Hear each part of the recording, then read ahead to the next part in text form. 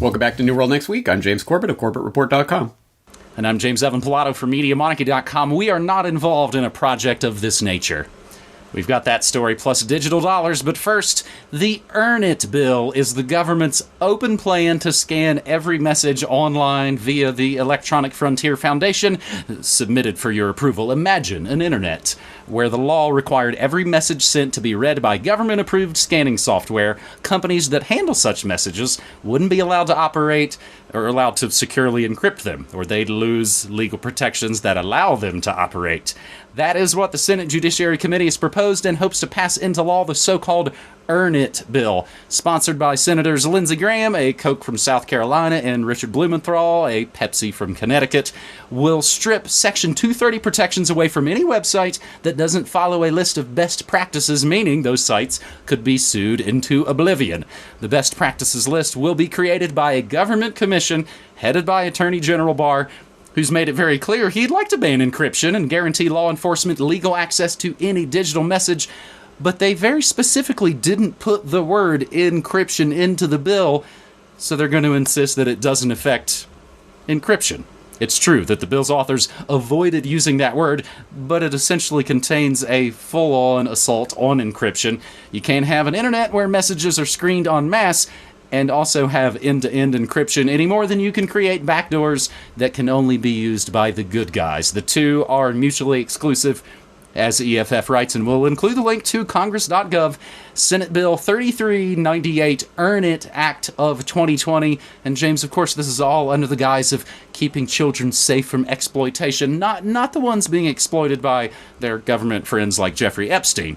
So from what I can tell, and there's a lot of congressional action going on, James, that we're going to talk about on this episode, it seems like on this Earn It bill, they've held a couple of hearings, but that's basically all for now, James?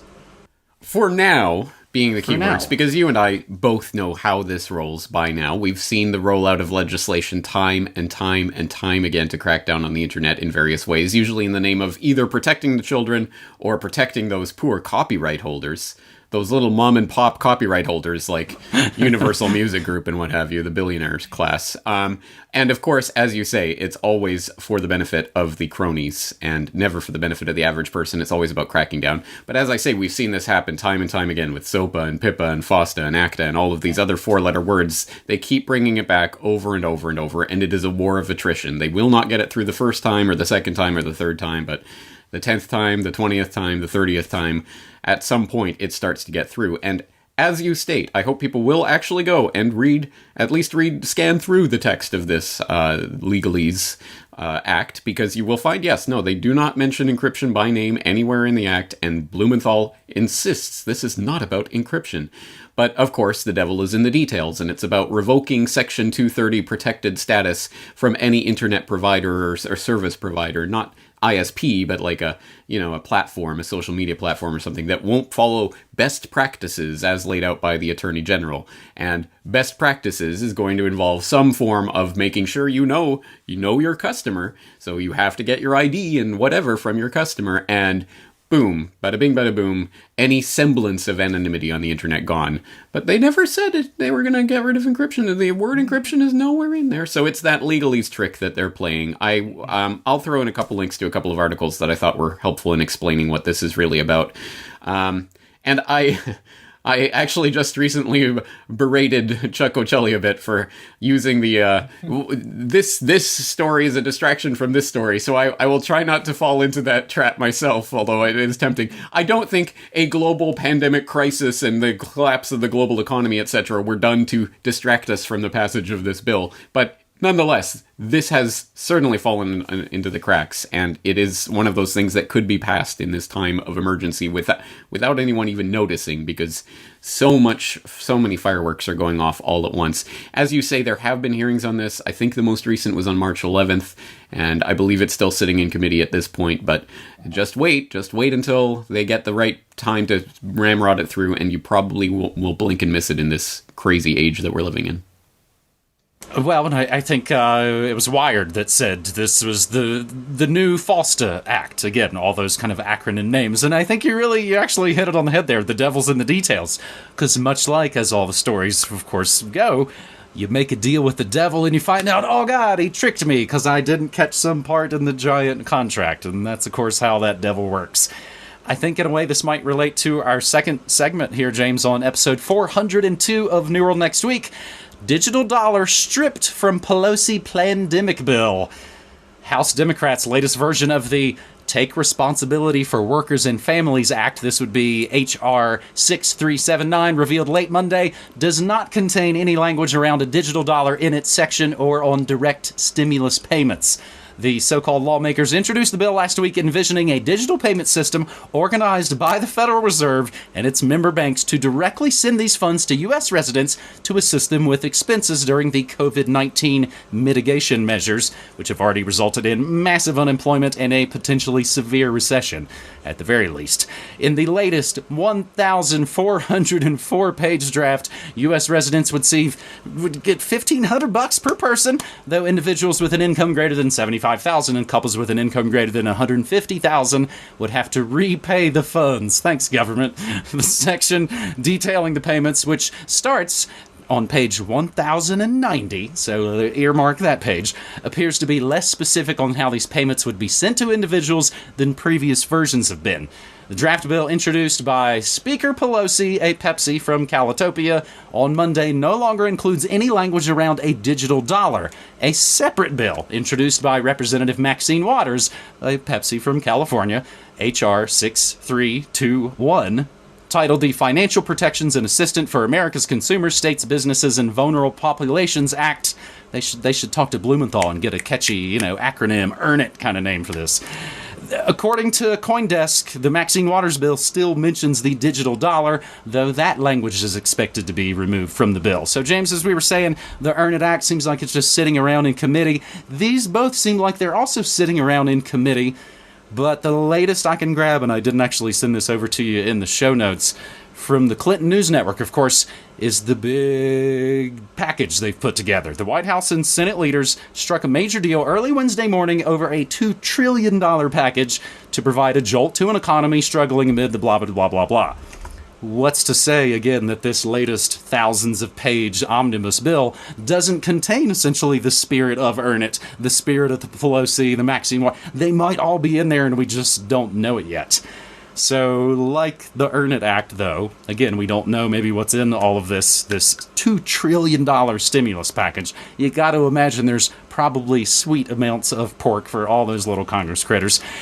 These are also other ones that, again, a lot of talk, but the bills, from what I can tell, are all still sitting in committee. And again, we'll include the notes right to congress.gov, where you can ostensibly keep up with all the actions made on the bills, they call it. The bad part about all this is, James, they'll be right back with this bill if and when the economy really tanks in a couple of months. Just think about this. Did they just come up with this idea over the weekend and the Federal Reserve was like, yeah, that's a great idea, go for it, and then they wrote 1,000 pages about it? No way. Exactly like the Patriot Act. It was written and waiting on the shelf and waiting for the plandemic. James? Exactly right. No, Nancy Pelosi was sitting there late at night. Oh, I'm only on page 1100. Hold on, I have 300 more pages to write about digital dollars and stuff. No, of course, yes, this stuff is on the books and ready to go for emergency situations, exactly as the Patriot Act, who Joe Biden bragged about having authored back in 1996. 5 years before 9/11. Wow, imagine that. It was all ready to go on the shelf. Here is the 2020 version of that, and it is happening right now. One tiny detail from the thousands of pages that people have picked out is this digital dollar proposal. And yes, you are right to have suspicions about where this comes from, because I have done a little digging, and I found some of the roots of this digital dollar, and you won't be surprised to hear some of the people that it goes back to and the organizations that have been created to push this in recent months. But at any rate, I am going to be talking about this in great detail in my podcast I'm releasing tomorrow tomorrow, hopefully in the next 24 hours or so, about the economic ramifications of this ongoing crisis, which will include a detailed examination of that digital dollar proposal and where it really came from. Suffice it to say, yeah, they didn't just dream it up overnight. This is something that's been sitting there waiting for an opportunity to introduce it to the public, and exactly as you're saying, yeah, it may linger in committee, it may not make it through this time, it may just be put back on the shelf and wait for the next stage of the crisis, or they may slip it through at a later point. They may find another way of putting it in that people don't even recognize as digital dollar first, but then they realize, oh, it's suddenly here. Anyway, extremely important because, of course, the idea of a central bank cryptocurrency, central bank digital currency. It is not cryptocurrency, but of course, that is the Bitcoin psyop that I specifically was warning about. They're going to give you a central bank digital currency, and they're going to, here's your wallet, and here's your, tied to your social credit score and your social security number and everything. And we'll monitor every transaction in real time, and they're going to give that to the masses. And this is the first attempt to at least let the people see, okay, this is what we're going to try, and we're just letting you know. And it's part of that indoctrination so that when it actually comes, people will be more prepared for it. This is how it rolls. There are those little bits of pushback. I mean, there was I think the gigantic fail of Facebook's fake Libra, fake cryptocurrency. That was essentially, it just kind of laughed off of the news page. On a different note, James, the apartment that we live in down here in New Mexico, the management company recently tried to actually force all the tenants onto a digital payment system. And then what happens? A couple weeks go by and we get this next email that's like, we're basically going to back off from this. So it means that lots of people at this place all essentially said, no, we are not going to do that. And for once, it wasn't actually us kind of complaining about that. So again, the pushback is happening, but they got all the lawyers, they got all the push, and they are able to pretty effectively manipulate the masses, who, again, we're only a couple of weeks ostensibly into all of this. Imagine what this is all going to be like a couple of months from now. Whew. God, these are going to just be all coronavirus all the time, Neural Next Week episodes again, but it infects every single area of news that we talk about. Our third and final story on this episode 402 of New World Next Week heads to The Guardian, where we will not give them traffic and use the archive.is link yet again. And I think, James, this follows up on last week's. Mobile phone industry explores worldwide tracking of users. The mobile phone industry has explored the creation of a global data sharing system that could track individuals around the world as part of an effort to curb the spread of COVID-19. Guardian has learned that a senior official at GSMA, Global System for Mobile Communications, an international standard-setting body for the mobile phone industry, who I'm sure is pure as the driven snow without any conflicts of interest, they held discussions with at least one company that is capable of tracking individuals globally through their mobiles and discussed the possible creation of a global data sharing system. Any move to create such a global tracking system would represent a major escalation in efforts to use mobile phone location data to help stem the pandemic and would likely raise concerns among privacy and security experts. Again, this is coming from the normies at The Guardian. Until now, the use of mobile phone tracking in the fight against COVID-19 has been restricted to just national governments, which are either monitoring data within their borders or in discussions with mobile operators and tech companies about doing so. They include, of course, all the finest: US, India, Iran, Poland, Singapore, Israel, and South Korea. The concept of an international mobile tracing scheme would go further, enabling authorities to monitor movements and potentially track the spread of disease across borders. If that happens as an extra part, then, it's just bonus for them. GSMA represents the interests of 750 mobile phone operators and vendors across the world and helps sets the international standards for companies. A spokesperson, this is the real punchline. A spokesperson for GSMA strenuously denied it was currently involved in any project to collate a global tracking system, saying, quote, "We are not involved in a project of this nature," end quote, GSMA spokesperson said. So I'll include the links to a little bit about what the GSMA is. So I don't know, James, the upside of this is kind of simple. People could stop carrying their spy devices, especially if and when they leave their homes.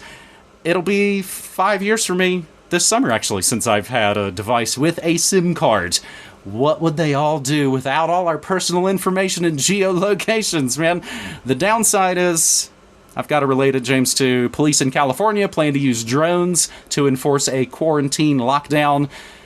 And you can pretty much find a police state story for pretty much every angle. If there's a move against humanity to be made, they are trying it right now. And I think a lot of these denials, much like related to the other stories, they all sound like real limited hangout BS. First, they lie about trying to build the brave new world order. Then when they get caught out with questions, they go, oh, that's out of the bill now. We're in deep trouble here, James. Oh, absolutely. The technocracy agenda, I want to say on steroids, but it's beyond steroids at this point. It is absolutely in overdrive in every aspect. And one that I've seen popping up over and over in the past couple of weeks is this idea of cell phone tracking. And people have been looking at some of the different things that governments are already admitting to starting to do in those evil places like Iran and China and Israel and the United States and everywhere else on the globe, because that is exactly what governments do in times like this. They try to take as much power as they possibly can while the getting's good.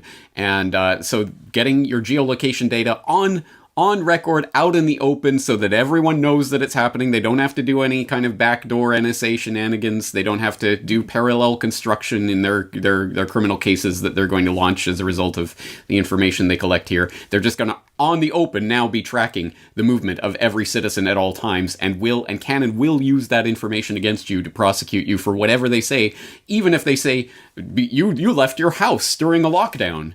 That's it. We're going to lock you away. And there goes everything. And habeas corpus is suspended and everything else. So this is just one aspect of it, but it's a good window into the mindset of what's going on right now. And putting this all in black and white on the record, making it all legal and above board. We're going to do this global data sharing.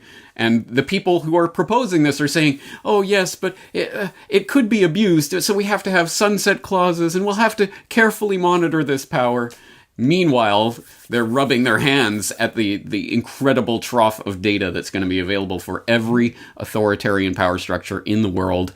Again, above board, open, out in the public, and letting the public know this information. Your geolocation information can and will be used against you. So, going from here on forward in the brave new world, yes, exactly as you say, keep in mind, citizen, that anywhere and everywhere you go will be tracked and logged and databased, and if the government doesn't like it, they will put you in a cage for your movements, unless you were to say ditch your smartphone at home. But we can't do that, right? I mean, there probably will be laws against that at some point. But anyway, while you can, perhaps you should start weaning yourself off of these tracking devices. And I mean, as this all ties in, I mean, the snitch lines are essentially already open. I saw my neighbor go out. You should you should throw them into a cage. Maybe that'll probably do wonders for people's social credit. You get some points on your social credit score when you rat out your neighbors who broke the quarantine or broke the martial law thing that comes 2 more years after all of this. You kind of remind me, James, that, what do they say when you get arrested? Anything you say can and will be used to help you out, buddy. No, against you. It won't be used for you. Nothing in that says, well, it might help you out. No, it'll be used against you in a court of law. And all this, this is all coming down. Man, that's episode 402 of New World Next Week, James. As I always like to say at the end of these episodes, I stream news, music, memes, and more Monday through Friday, 9 to 5 Mountain Time, like the best damn radio station you've never heard. I don't want to go out too far, but I would definitely say that these last couple of weeks, I've seen an increase in new Media Monarchy members. I'm getting new folks joining every single day. So as long as people are actually able to get a couple of digital nickels to rub together, again, as little as $1 a month, get you into the amazing Media Monarchy chat stream. And that is all of it. That's the community, James, and that's the same way you do it, buddy, right? Right, and I think people are recognizing the gravity of what we're dealing with and are looking for community of some sort. And of course, it has to be virtual because everyone's in lockdown. So people are turning to the outlets that they know have been here talking about this for a decade plus. Well, here we are. So again, please please support us while you can. And I realize the economic pain is not even really started yet. And when it comes, it's going to hurt everyone. So thank you for your support. Genuinely, thank you from the bottom of my heart. I couldn't do this work without you, and I know James couldn't either. So thank you to everyone out there who's supporting, and let's keep learning our way forward. As we say, we've got to find a way through this, and it'll only come with all of us acting together. On that note, we're going to be back next week doing this as always, bringing you the information that matters. So thank you, James, for 3 great stories. Absolutely, buddy. Take care.